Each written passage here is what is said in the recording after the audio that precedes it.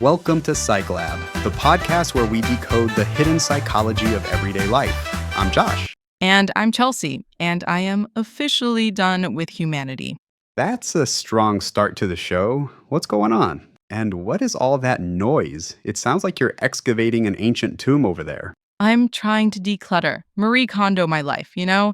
So I'm listing things on Marketplace, and it has destroyed my faith in people. It's a wasteland of low ballers and cheapskates. A wild west of secondhand sales. What's the item causing all this rage? My vintage chrome toaster. I put it up for $40, which is a steal. Do you know what people are offering me? 35? $5. Five. One person messaged me, I'll give you $5 and a half-eaten bag of chips. The disrespect. This toaster has memories. It toasted the bagel I ate the morning I got my driver's license. Right, a historic bagel. I'm sure the buyer can feel that emotional resonance through the slightly rusted crumb tray. It's not rust, it's patina. And it's not just the toaster. My old beanbag chair, $50. People are offering 10. It's like they don't appreciate the value of things. Okay. Let's do a little experiment, a test, right here, right now. Fine. I want you to forget, just for a second, that you own that toaster. It's not yours. You're at a garage sale, you walk up to a table, and you see that exact toaster sitting there. It has the same patina. Be honest, would you pay $40 for it? Well, I mean, if I needed a toaster. Would you pay $40 for it? No, probably not. What would you pay? $2, maybe 5 if you were feeling generous? I wouldn't even pay $2. Oh my God, what's wrong with me? Nothing is wrong with you. You've just fallen victim to one of the most powerful biases in our brain, the endowment effect. The endowment effect sounds fancy. It is, but the idea is simple. As soon as we own something, our brain secretly and instantly increases its value. We stop seeing it for its market worth and start seeing it for what it means to us. So my brain is tricking me into thinking my junk is treasure? Precisely. It's tied to another powerful bias called loss aversion. Our brains are wired to feel the pain of losing something twice as strongly as the pleasure of gaining something of equal value. Loss aversion. Right. So when you think about selling that toaster for $5, you're not thinking, great, I'm gaining $5. You're thinking, I'm losing my precious memory toaster. And the price you demand isn't for the object itself, it's the price you need to soothe the pain of that loss. Wow. Okay, that makes a disturbing amount of sense. So this is a real thing? Oh, absolutely. There's a famous study by the Nobel Prize winning psychologist Daniel Kahneman. It's often called the mug experiment. The mug experiment. I'm listening. So, researchers went into a classroom of students.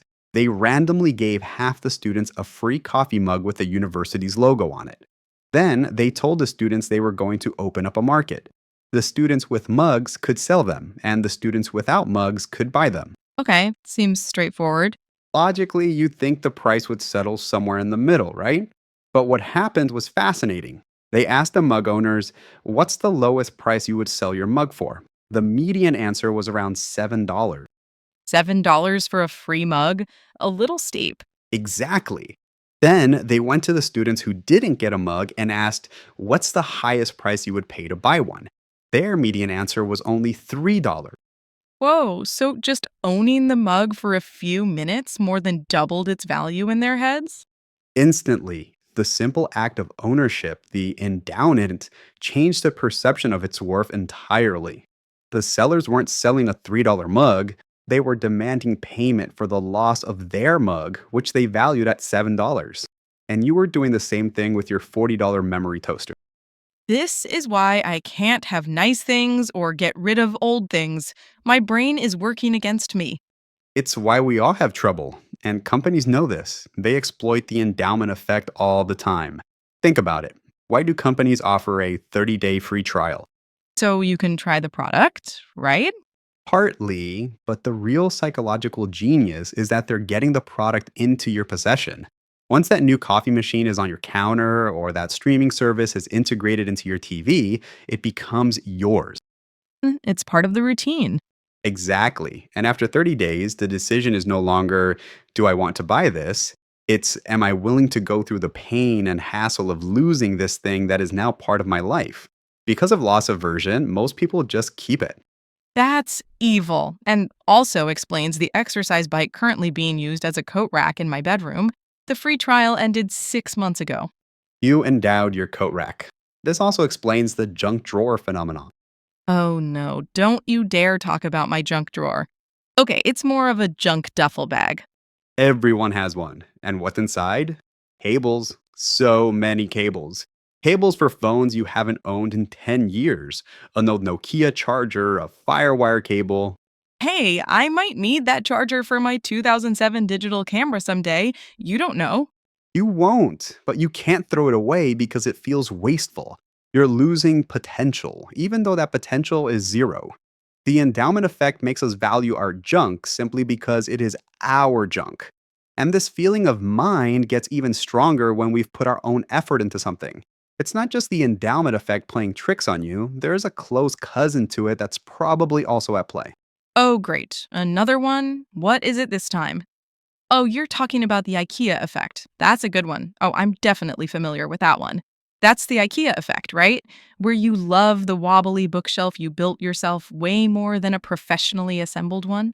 Exactly. It's called the IKEA effect. Researchers found that people who assembled their own IKEA furniture valued it significantly more than identical pre assembled furniture.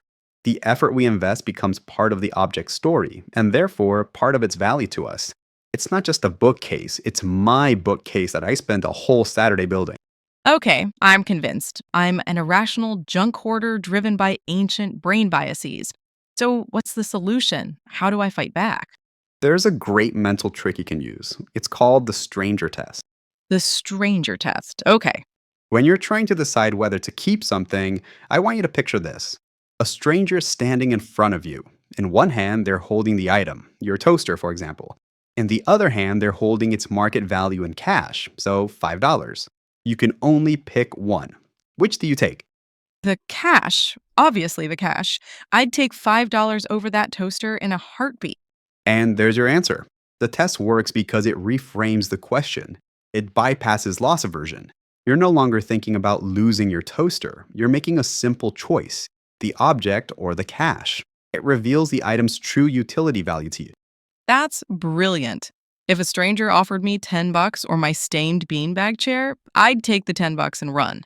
So, the takeaway here is that you need to be ruthless and logical when decluttering. Try to see your possessions as a stranger would.